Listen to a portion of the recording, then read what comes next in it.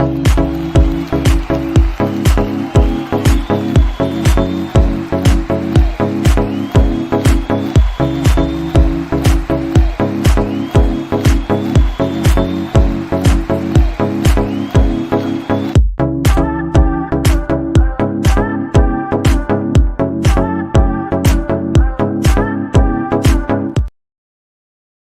evening, everybody, and welcome to the latest edition of the 8 o'clock spot live here on the Gryd Network's YouTube channel. As always, I am Bryson Carver, your host slash judge slash moderator. Is episode 49. Hope everybody out there had a fantastic Thanksgiving weekend. A lot of food, a lot of family, a lot of football. And boy, do we have some football to talk about. We got some basketball. We got the biggest free agent in baseball, obviously, this year, Juan Soto. We got a ton to discuss the 8 o'clock spot. It's going to be a versus night. So we got Mike Guido on one side, Arthur Hurst on the other. Start with you, Mike. Listen, you and I are quite stressed right now on this Juan Soto stuff, following a wall-to-wall coverage on what's going on. But how you feeling tonight, my man? Stressed, like you said. I mean, listen, I talked about it with Dalton yesterday. I am praying to the gods above that, you know, we find a way to re-sign Juan Soto. I'm a Yankee fan, by the way, if you couldn't figure that out. But yeah, I'm trying to figure out a way to, you know, maybe throw a couple of dollars towards the Yankees, maybe take the burden off a little bit. Figure it out. I don't know. But yes, it's very stressful. It should be more stressful for me than for you, though. I will say you're playing with house money at the moment. No. Listen, we are, but at the same time, we have been star-starved, if you will, for some time. At least super star-starved. I love Rafael Devers, but he's certainly no Juan Soto.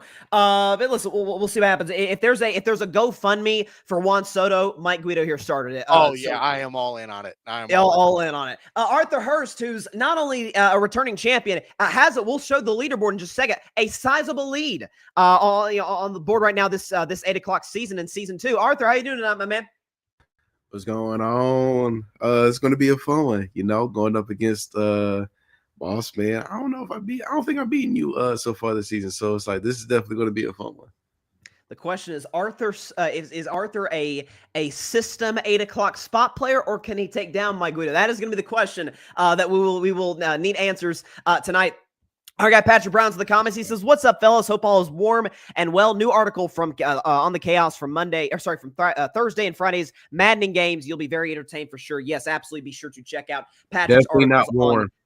Definitely not warm. Cold as hell. If you can say that again, it is freezing. I think most everywhere around the country. Let's look, before we get into our rules, let's look at our leaderboard on the 8 o'clock spot. You can see Arthur Hurst with a sizable lead in first place, Mike Guido in second, followed by Paris Brown, Barry Grant Jr., Tim Barnard, Tyler Reddington, Alfred Parstar Jr., Asher Moore, Eric Van Linden, EJ Savage, and Eric Ruiz. There is our leaderboard for the 8 o'clock spot. So let's go and look at our rules. Is pretty simple. The best take gets 5 points. The second best take gets 3 points. Third best take gets 1 point. But of course, it's only two guys. So we're going to do the 5 and 3 points takes to see what happens as we go on. Let's talk about the back-to-back Super Bowl champion Kansas City Chiefs, who have not exactly been aesthetically pleasing over the course of this season. They've been in a spot where they're 11-1. They actually just broke the Patriots record, the New England Patriots record, between the 2003-2004 seasons for the most consecutive victories in a one-score game with 14. But surviving the Raiders at the last second there with the fumble, fumble by Aiden O'Connell, bad snap, however you want to put it. It was a rough ending for Vegas in many ways, but Kansas City's 11-1. Yet a lot of people don't believe in them because of the nature of how some of these games have played out. So I'll ask you, Mike, is the Chiefs 11-1 start more luck, or they're just really good?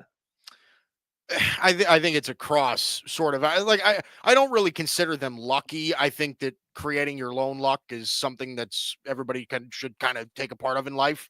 But I also think that, you know, the Chiefs have a way of not beating themselves, right? Like, this is a team that does not make very many mistakes. This is a team that, you know, plays outrageously good on the defensive side of the ball. They're the best team in the NFL on third down. Like, they just execute. Like, it doesn't always look pretty. Obviously, we know that Patrick Mahomes is not having the year that we're used to seeing him have. Only 19 touchdowns, 11 interceptions. He's kind of been, average, even to below average this year, but it hasn't really seemed to matter, only because this is a team that is picking themselves up in other ways. They're being efficient. They're good in big situations. They're extremely well coached. I mean, look, are they that good? No. On paper, if the eye test shows you that they aren't that good, but they are in a way that good, because they still find ways to win games. that's not really luck. I think that's just not really beating yourself, Bryson. Yeah, that's fair. And I think, with Kansas City, you also got to factor in the fact that, it's their special teams has also been excellent, right? You talk about offensively, defensively being situationally great. They blocked a kick against Denver to win it. Harrison Butker, when he's been healthy, has made some massive kicks this season. So solid there, take there by Mike Guido. Let's bring Arthur Hurst to the party, though. Ask him the question. So listen, I'm a Steelers fan. You're a Ravens fan. We're both of our teams are gunning for the Chiefs this year. Has the Chiefs 11-1 start been more luck, or they're just really good? What say you? Bryson, for a team that has started 11-1, they have the smallest point differential of 54 points. Like, that's saying something, right? And when you look at the 03-04 Patriots, they had 13 consecutive wins and one-score games. The Chiefs now have 14, right? And so you go back to, imagine you in a relationship, right? You're in a relationship and your significant other comes up to you, right? She's not having the best day. They're not having the best day, right? They're second guessing themselves. They're having, this little miniature identity crisis. And, you got to hit them with that line. Hey, baby, even on your worst days, you're enough. And that's literally what the Chiefs have looked like all season. A season where Patrick Mahomes isn't Patrick Mahomes. Travis Kelce isn't Travis Kelce. It does not matter, because guess what? They're enough, right? You're just good enough. Again, like Guido said, to make your own luck. Go back to this Raiders game, right? Who knows that if Aiden Nakano, he gets that snap, hands it off, they're able to get to the 50-yard or whatever. The kicker hasn't really been that good from 50+, missing 3 of them. He's automatic from 49 down, but 50+, he's not that good. They've been good enough to keep these games close. And when it's crunch time, when it's clutch time, whatever the heck you want to call it, there's enough time. Patrick Mahomes and the Kansas City Chiefs are one of those teams in history that when there's enough time on the clock, they can go down, they can get a field goal, they can get a touchdown, whatever needs to happen. Hell, their defense can win them games. Their special teams can go and block kicks because they attack somebody on the line right there who's not playing very well on the block. Yeah, they're good, man. You know what I'm saying? They've had a whole lot of wins this season where it looks like a lot of luck, but really this team is just so daggone good where even when it looks like they shoot themselves in the foot and they're about to lose, they're able to pick themselves up by them bootstraps and go on to win, and they're at 11-1. So yeah, it's a crazy, lucky / good 11-1. I think it's a good. By the way, I like the relationship analogy right there, Arthur. I appreciated that you bring that to the table. Yeah, it's a lot of it is a matter of just it's all we talk about the Chiefs. Oh, they're not this or not that. We ought to consider what are they relative to what we're used to them being. See, what they are relative to the league, pretty good.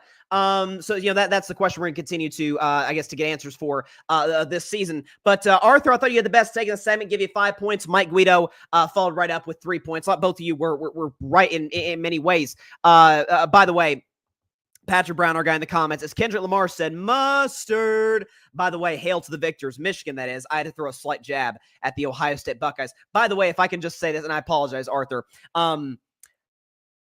what's the college football playoff committee doing? We're actually transitioning right into college football, so it's a good segue.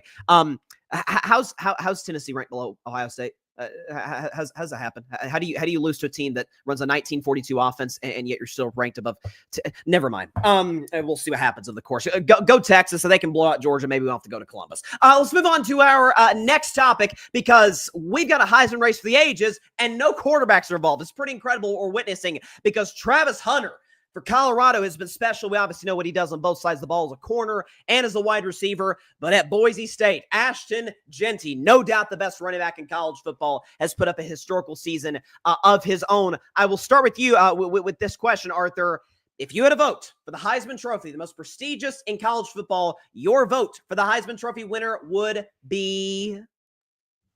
I'm going to have to go with Ashton Jeanty. What he did this season was on track for something we haven't seen since Barry Sanders, right? Even though Derrick Henry, had a monster Heisman season, national champion, Jonathan Taylor had a monster season. There have been plenty of monster seasons by the running backs ever since Barry Sanders, who more than likely has the greatest singular season we've ever seen in college football history.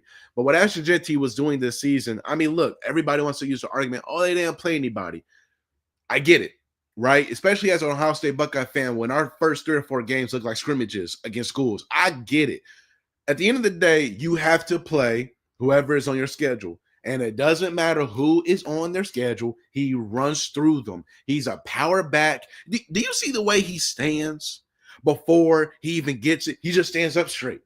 He doesn't look phased. He doesn't look scared. He looks like he's about to go down and take care of business. He just runs through defenses for touchdowns, first downs, averaging 7.5 yards per carry. Again, the last guy who was able to do something as monstrous as this was Barry Sanders, and that was before the bowl games when he had 2,628 yards. He was responsible for 37 touchdowns. He could run, right? He could also catch out of the backfield and go, but runner, right? Possibly the greatest running back of all time.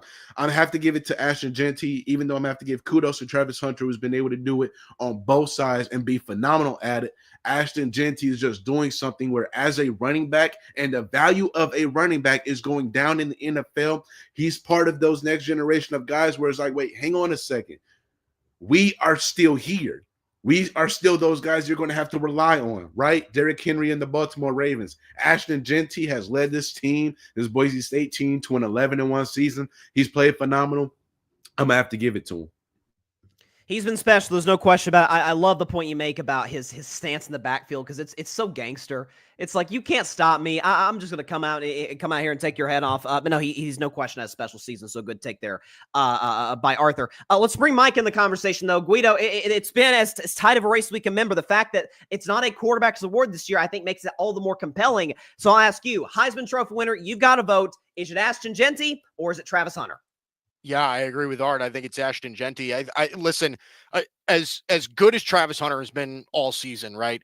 You know, you can kind of compare it in a way to like why Shohei Ohtani wins the MVP every year, except it's a little bit different only because when Shohei Ohtani is doing it, Shohei Ohtani is the best hitter in baseball and one of the best pitchers in baseball. I don't know that Travis Hunter is the same thing. He's very, very good. But I don't know that people view him as highly on both sides of the ball other than him just doing both. Ashton Jeanty, it goes back to what Art said as well.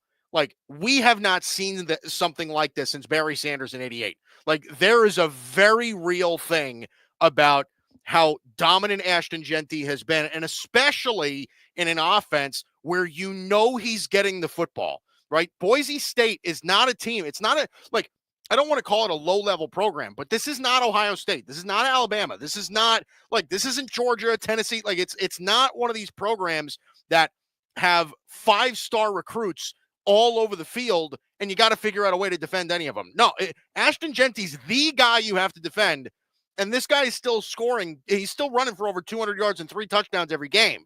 I mean, it's just a different animal. I mean, first game of the year, Ashton Jeanty, granted it was against Georgia Southern, first game of the year, Ashton Jeanty put up like 260 yards and 6 touchdowns. Like, he's just so much more dominant than any other player in college football. Travis Hunter is outrageously good. I would bet that he's probably going to be the number 1 pick in the NFL draft, Travis Hunter. But he's not dominant. Ashton Jeanty is dominant.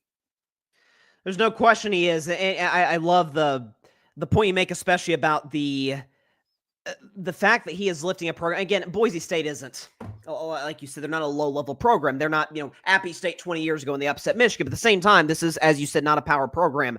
And the fact that you know what's coming at you every single time, and you can do absolutely nothing to stop it. Those are what the true superstars do. So that's a solid take there by Guido. Let's bring both Mike and Arthur back in the mix. I thought in this segment, I actually thought Mike got the better of you, Arthur. I'm going to give Mike the best take. Arthur at number 2. So, by the way, 8 points. So we've got the top 2-point getters on the 8 o'clock spot in a deadlock as we move into the third round. Before we move to the third round, we got a comment here by our guy Patrick. He says, and he's 100% right on this, for Travis Hunter not to be voted for the Thorpe Award, I need an answer. Young man is a franchise changer for whoever drafts him. I'd love to have Ashton Jeanty in Dallas. Can you imagine what Ashton Jeanty would be doing with the Cowboys, helping that run game? Can I point something out too, Bryson?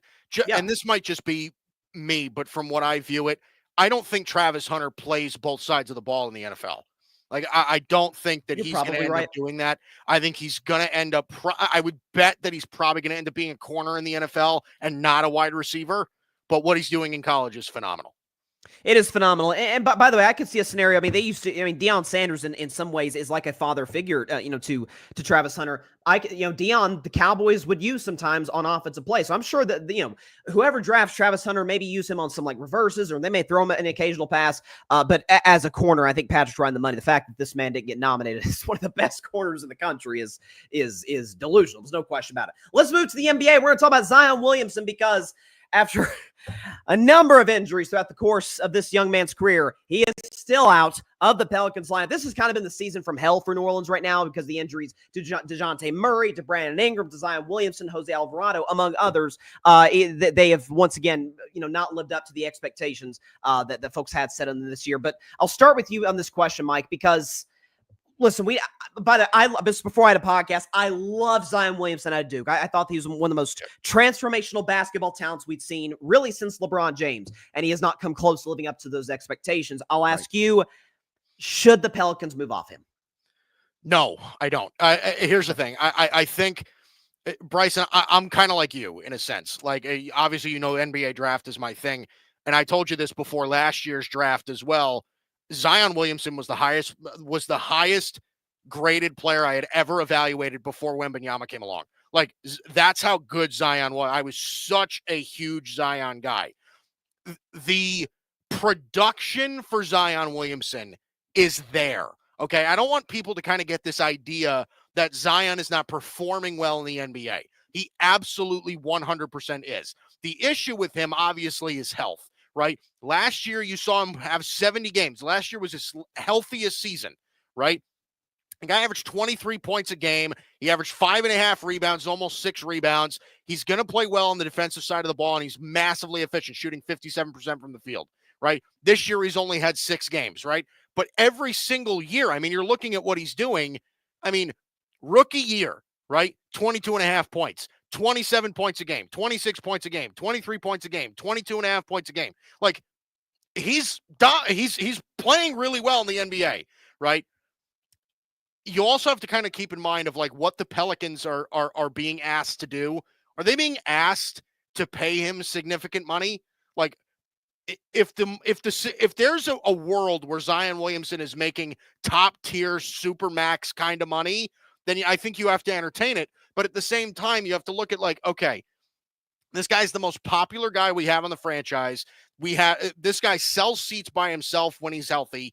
Like, is it really worth, right? Like, the Pelicans are selling more Zion Williamson jerseys than they are anybody else, right? He's selling more jerseys than Brandon Ingram or whoever else is there. Like, I honestly, I just think it's not a great decision if they decide to move off him. I understand it from a health perspective, but when he's on the floor, he's so dominant and so popular. I think you got to keep him. That's fair. And like you said, there's an element of who do they get for him? And what is like you said, he's putting butts in seats from an economic perspective, he still does help this team in a major way, be able to, again, sell jerseys. They're more entertaining to watch on television. But I guess I think the main thing is we all, folks, like I'm sure you were as well, Mike, and draft evaluators, we have to move on from the idea that he can live up to being what we hoped he would be with that first pick in 2019 and even greater than that. But he's still a productive player, as you mentioned, Mike, so a solid take there. To you, Arthur, now I'll ask you, should the Pelicans move off Zion Williamson because of the fact that he hasn't lived up to expectations because of the injuries? Should the Pelicans move on from Zion? No. They would be fools to move on for him. Guido already gave you the stats, and you said to yourself, who do you get for him, even if you move on for him? You have to hope at some point in time. You got to, Bryson, you got to think about it this way. He realistically should be in his second year as a pro. If he stayed in college, all these things, the optics, I'm not saying he is. What he's giving off is he's immature. What he's giving off is he's not ready. He can't handle it. Again, I'm not saying he is. That's just the optics and the way it's looking. If he was in college, there's a chance that all of that he could have gotten out of his system, especially with NIL. Now, again, this is hindsight talking. NIL, all these things that is plaguing him and affecting him right now, could have done that in college while he was at Duke. You also got North Carolina not that far. You have all these other colleges there. He would have been just fine. And then when he was ready to actually take his game to that level, and not just his game, but who he is as a person to that next level, it would have been just fine. Now I can go to New Orleans where they make amazing gumbo. They have the bayou down there. They got all this dark magic going on here. It's a very lively, very beautiful, musical and historic city. All these other distractions in the NBA, I can handle it. I know what to do. I know how to move. All the ins and outs, all these things that I'm having to learn quick, right? As a young kid, I could have already had in my back, right? So no, you don't move on from him. Again, like you guys say, he puts, butts in the seats, and when he's playing, he's very, very well. You just have to hope at some point in time it clicks before it's too late. Man, look, I have no choice. This is getting ridiculous. I'm bringing all of this on myself. I see what I do when I'm healthy. I see what I'm doing when I'm out there. Why am I shooting myself in the foot and not letting myself be great to where I can be? And I believe he still has a chance too.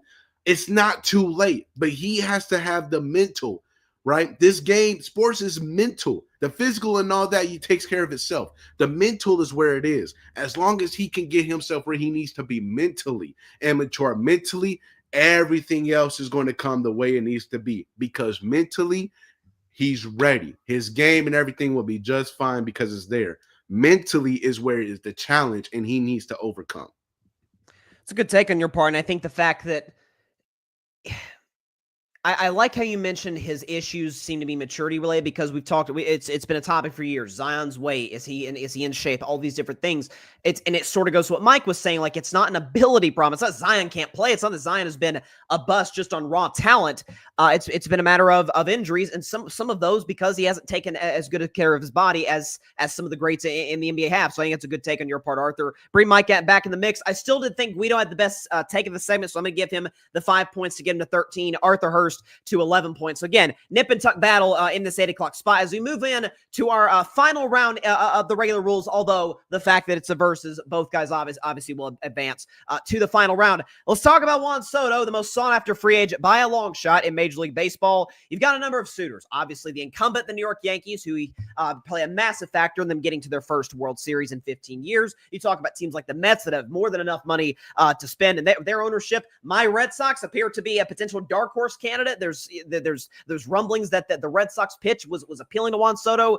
The Blue Jays in recent days have been mentioned. There's a lot of teams going after Juan Soto, and for good reasons. He's one of the best players in the sport. There's no question about that. So I'll start with you, Arthur, on this segment. What would be, not where Juan Soto is going to sign. We don't know where he's going to sign. What would be the best fit? Where would be the best fit for Juan Soto this year, depending on where he goes? Fit, I think he stays. If we're talking about fit, he should stay. Verdugo is going to leave. If there's a way the Yankees can say, hey, Jason Dominguez, like, we need you to play, in the center a little bit so that Judge and him can go to these corners and do what they need to do. I mean, he had his best season of his career. I believe he should stay. There's some that also needs to be said about continuity. They looked very good. And when Judge was struggling, he was the guy that was able to pick them up and still play well, right? Now, at the end of the day, you still rely on Aaron Judge to come through and save the day because he's supposed to be that guy for them. It's not supposed to be Juan Soto. Not to disrespect Soto in any way, but he's supposed to be Robin while Judge is Batman. So I believe continuity does matter. I believe the fit is there. It's just a matter of you need to get it done. And I believe if they were able to run it back, they can get it done. But at the same time, you need 99 to show up in the playoffs and actually play well. It's not going to work with just Soto doing what he needs to do and Judge not showing up. Now, you can't have one or the other. Both of them have to play well in order for them to be able to win the whole thing. So I think fit-wise, he should stay. Yeah, and again, like you said, continuity is I mean, it would be, I think we actually talked about it. We'll move on to Guido in just a second, but I think Mike Guido said something earlier that before we started that was really interesting in the sense that from a fit perspective, clearly it works. They made the World Series, but he does seem to like it there. He did, by all accounts, seem to enjoy his teammates with the Yankees. And so if he likes the guys in the clubhouse, obviously he's going to get a ton of money in free agency. That's putting it mildly. It would make sense for him to stay. There's no question about that. So good take there by Arthur. So I'll move on to the Yankees fan himself, Mike Guido. Where do you think the best fit for Juan Soto is? It may be the Yankees, maybe somebody else. Okay, so there's the answer. Go ahead and tell us why. I think it's the Yankees. And here's the thing. I like, money aside, right? Money aside. We know what the Mets can offer from a financial standpoint, right? But the Mets don't have the same track record of success and I'm not talking about history. I'm talking about in recent memory, the Mets have had trouble putting things together. They've already gone through 2 or 3 managers in the past few years, right? This is an organization that is kind of, I know that they made the NLCS last year, but they're kind of in a rebuilding state, new owner, new manager, a lot of young players. Like, could this be sort of a flash in the pan for them? I think the Yankees are a little bit more established in that sense. Obviously, Art makes a great point as far as it was his best year last year in the Bronx. He was hitting in front of Aaron Judge. He's heavily protected in that lineup. And truth be told, the Yankees need him more than anybody else. And Juan Soto knows that, right? He's going to go in. And like I said, Art makes the great point of Aaron Judge struggling in the playoffs. I mean, Juan Soto's the guy that kind of puts that all together. I think you fit him right in the middle of that, in that order. You saw what it was last year. I think he can have several more years like that going into the future as Judge continues to get older. I think the future then starts to look more like Juan Soto belonging in the Bronx and being built around in the Bronx. I think it just makes way too much sense. I agree in some, like Verdugo, I don't think is ever really a factor. I think Dominguez is, I love the kid. I think he's going to start next year. I don't think he's really playing a factor in what's going on with Soto to begin with, but I think it's a perfect fit. Obviously the stadium dynamic and everything like that works perfectly for his swing. It just, look, you saw how perfect it was last year. Why try to screw it up? I think your best point actually came toward the end. The fact that you talk about the ballpark aspect of it, the Little League ballpark fence in right field certainly helps. Shut it as a lefty. Crap.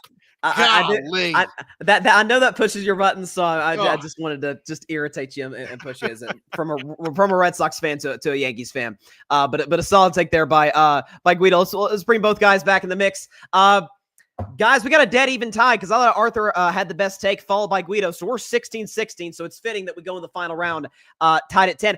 Before we get into the final round, let me just ask everybody here. So we asked what the best fit for Juan Soto would be. Michael, ask you, where does he go?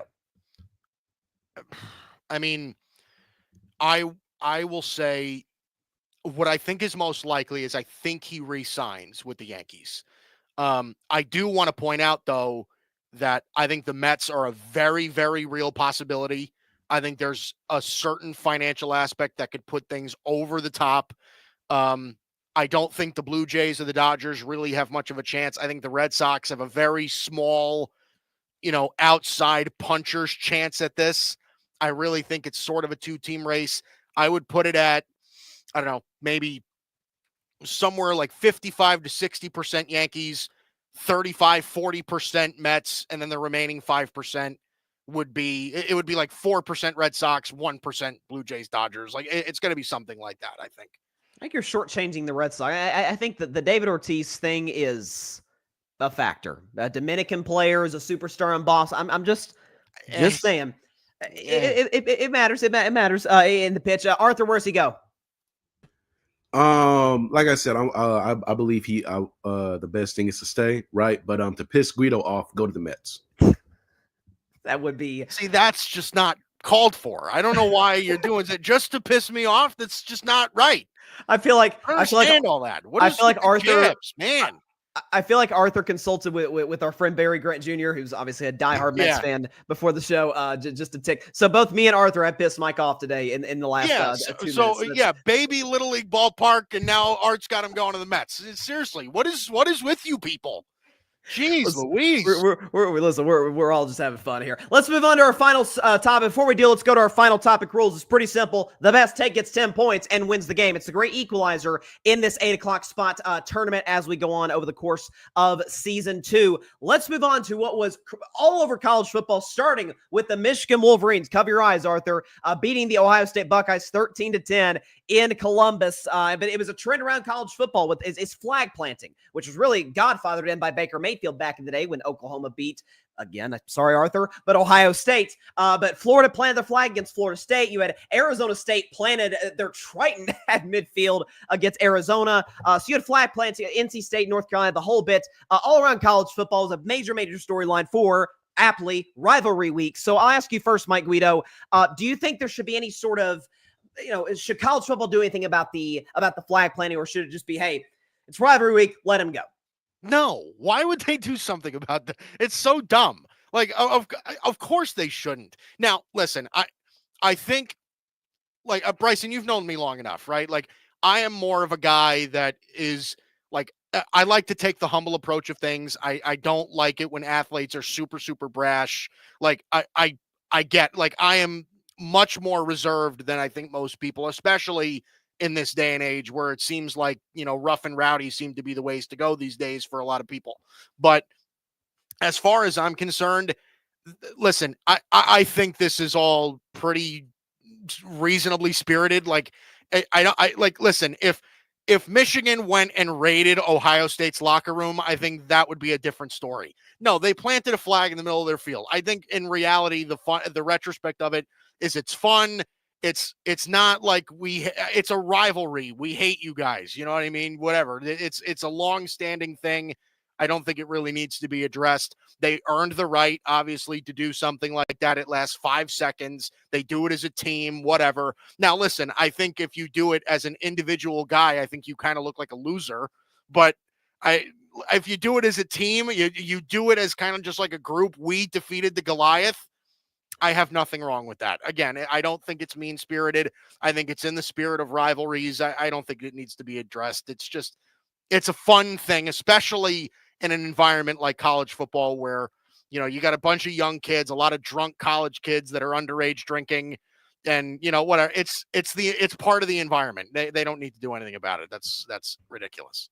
I tend to agree with you. So you're more of a fan of the way Michigan did it as opposed to how Baker Mayfield did it. Yes. Yeah. Listen, okay. Like I said, I like humility. I like when athletes are humble, right? Like when Emmitt Smith used to score touchdowns for the Dallas Cowboys, right? Like, it wasn't super, like, there were no touchdown dances. He, whatever, scored, celebrated for a second, handed the ball back to the referee. Good. Like, I prefer that. I don't rip guys for celebrating, but that's just the way I prefer it. Whatever.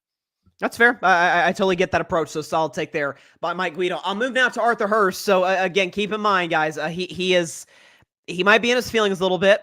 I love Arthur. He has been a fantastic addition the last few months to the Gryd Network, and I would consider him at this point a friend. With that said, Arthur, should college football do anything about flag planting? Even if it has something to do with what happened on Saturday in Columbus, Ohio, in the Horseshoe? You want to know the funny thing about Baker Mayfield godfathering that whole thing? And it's funny we talk about humility. If I remember correctly, he did that, not the flag planting, but he was like obnoxious to a whole lot of his opponents. Then if I remember correctly, Oklahoma did get their butt kicked at the end of the season. So he did get humble. That's neither here nor there. Should the NCAA do something? No. As somebody who was born into this rivalry with the University of Michigan as an Ohio State Buckeye fan, I'm like Guido. You win with class, you lose with class. Before Baker Mayfield did his whole flag planting thing here, it never was a thing where I was like, oh yeah, that's something we got to do. And even when afterwards, you know what I'm saying, when we still did what we needed to do as the Buckeyes and took care of the Wolverines, I never felt like you need to plant this flag. Nah, you owned them in that 60 minutes during the game. You move on, right? But right now, what we're watching the last 4 years is that Ohio State and Michigan, right now, this rivalry is in different territory. Like, bro, you got to, again, I was born into this. I've been watching Ohio State kick their behinds damn near my entire life. I'm 21 years old. right? I can't remember the last time we lost to these guys before the 4 years, right? This is what happens when you have, it looks like a coach that ain't tough. He coaches scared. This is also what happens when you have a team that you paid $20 million for, and the whole notion of them, and especially the last 4 years under Ryan Day, they're not tough. Where does Michigan like to play?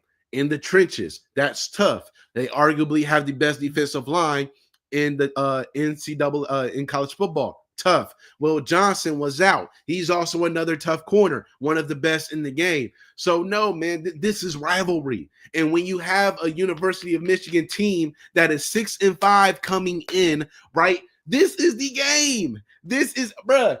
Ohio State could have lost every single game this season. We don't give a damn if we beat University of Michigan. That's a successful season. We can win every game. We could have beat Oregon. And if we lose to Michigan, oh, what is going on? You see how we are right now. We calling for people's jobs. We're wondering what the heck is going on. We're scared about what's about to happen with the college football playoff. So nah, man, this is all in the spirit of fun. And when you're a rivalry that has looked one way for a damn near a decade, and then you see what happens the last 4 years and how they have literally owned them in that game. Nah, right, man, let them have it. They'll be fine. You know, the thing that you and Guido both kind of hit on that I think is correct is that, you know, and I guess I'll put my own little spin on it. And let's go ahead and bring Mike back in the mix and have, I want to see both of you guys on screen here, is that, you know, we hear all the time, like, oh, sports now, this generation, it's all buddy. And then how dare they stick it in Ohio State's face? Like, it's kind of like, you can't have it both ways. You either like the buddy, you want them to be hug and kiss and sing Kumbaya and shake hands like gentlemen, or you want them to say, we're going to stick it in your eye and we kicked your arse on the road. Listen, I agree with both of you. I think, listen, obviously, you don't want to see brawls like what we saw at the end of the game. You never want to see that. But to what I was saying about Ohio State is they walked to your house and kicked you around for 60 minutes as a 20-point underdog. They kind of have the right to do whatever they want. Like you said, again, short of, as Mike said, raiding the locker room. But they planted a flag and a logo. It's kind of a, and by the way, to your point, Arthur, and then I'll get to the final score. Ryan Day standing there, like almost like staring him down, like, we'll see you guys next time. Bro, you're 7-5. Michigan's 7-5. They're going to play in some rinky-dink bowl game, and you're going to go to the college football playoff. You're not see these guys again? Like, if it was Oregon, okay, Penn State, man, come on. Like, I thought the reaction from Day was crazy. Michigan is not good this year.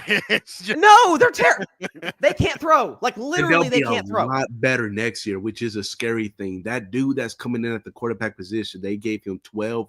Yeah, bro. They're going to be nice. Dude, Art's pissed. I see it, man. Like, this was the year to get him, and they fell short. Both you guys were outstanding all night long. We could see why you were 2-point getters, but there can be only one champion, 8 o'clock spot. And this week, episode 49, the winner of the 8 o'clock spot is Mike Guido. Comes back, knocks out Arthur, and closes the gap in the standings. Guido, your reaction? Bat. Oh, goat. Lord. Goat. This is okay. Oh man, I'm joking. I listen. I'm not joking, but I don't like the gloat. Like I said, I like humility, Bryson. Yeah. Yeah. Just 2 seconds. I should dock you points right now and give it to Arthur. You don't have to do that. No. Listen, both of you guys were fantastic. Arthur, your reaction to the final verdict here. Hey man, you know, it's all right, bro. It's all right, bro. I'm gonna defeat this kryptonite at some point in time. I got to. Listen, Art ask one hell of a competitor. I will say that. Art gives me. I will say this, Bryson. Art has given me more problems than Barry Grant Jr. I knew that's where he was going to go with that. Art is my toughest opponent, even tougher than Barry Grant Jr. I'm going to send this clip to him and see how he feels about that, because I'd say he will object. You are inciting something. You're trying to incite him to come on next week is what you're trying to do. I know. Always incite him to come on. I'm not. I don't even beat around the bush. I'm like, come on the show so I can kick your ass. Like, I say it to his face. Let's make this happen. If y'all schedules work, who knows if it happens or not. But let's get Mike, Arthur, Barry. If anyone else wants to come on, let's make that happen. Yeah. That'll be one heck of an 8 o'clock spot. But on Versus Week, by the way, following Rivalry Week, you both crushed it. Shout out to Arthur. Congratulations to Mike Guido for winning episode 49. That is it for this week's edition of the 8 o'clock spot. We will see you guys next Tuesday night at 8 p.m. Eastern, 5 p.m. Pacific time on the Gryd's YouTube channel. Everybody have a great day. Stay safe out there. God bless y'all. Peace out.